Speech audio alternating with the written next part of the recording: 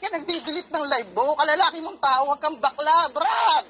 Ang tapang-tapang lang tingin nila sa inyo. Putang ina mo, tingnan ko pagdating sa akin. Baka umurong ang buto mong hayop ka. Ha? Gusto mo ng gera? Tingnan mo kung paano kitang gawing tanga.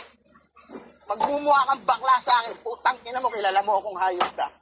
Kahit literal na personal. Kaya kitang harapin. Kahit kasing liit ka lang ng duit.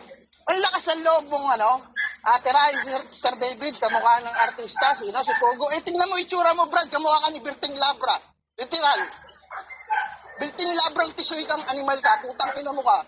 Piling gwapo kang hayop kang kupal ka, kalbo ka ring hayop ka.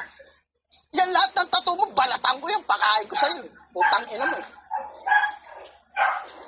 Hindi ka nga makalabas ng lungga mo, putang ina mo, ikaw kaya kitang puntahan kahit saang lugar kang hayop ka. Magkita tayo sa bahay mo, sa tapat ng pintuan mo, labas mo na lahat ng klaseng armas na meron ka, ipapalamon ko sa yung animal ka. At ano sinasabi mo na nakakatunog ka sa mga kilala mo? Na may kapit ka rin, mga general, pagkukutusan ko sa harap mo yan, putang ina mo eh. Ewan ko lang, pag hindi ka nagmonta ka sa akin, hayop ka. Pinapa-research mo pa akong animal ka? Lalo yung mga kasama mo? Utang ina mo, hindi ko kailangan ipangalandakan kung ano ko at kung nasaan ako taraktado. Hayop na to. Ako hamunin mo. Tingnan ko, pag hindi mo kinain lahat ng sinabi mo, isusuka mo rin yan. Puking ina mo ka. Damay kayo ng damay na nananahimik yung tao. Ngayon, pag ikaw nine-name drop ko, putang ina mo. Subukan mo akong hamunin kahit saan bagay. Hayop ka. Tangina ka.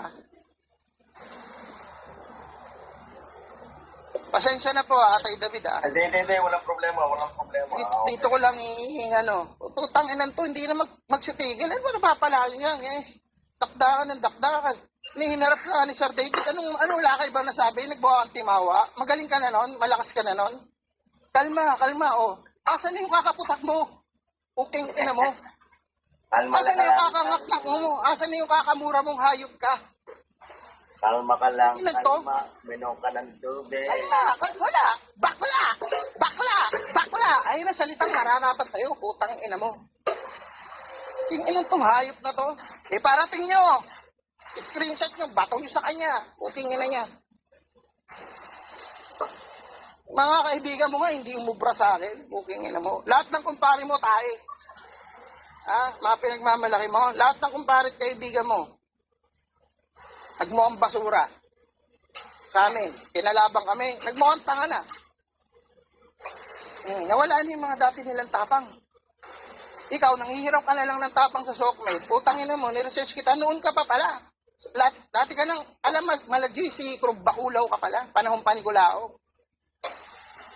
Sulsulbaho ka, akit ka na akit, papansin ka sa mga channel. Dati nga nagpapakita ka pa sa di ba? Pili mong pogi kang hayop ka. Inginan to, isa lang kayong latak na nagsama-sama. Wala kayong bilang, wala kayong maipagmamalaki. Puro kayo tayo. Sa totoo lang.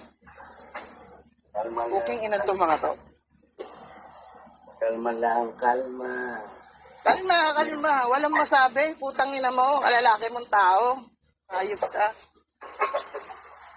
Yung dalawang bruha. Ayun nga. Inan itong mga to.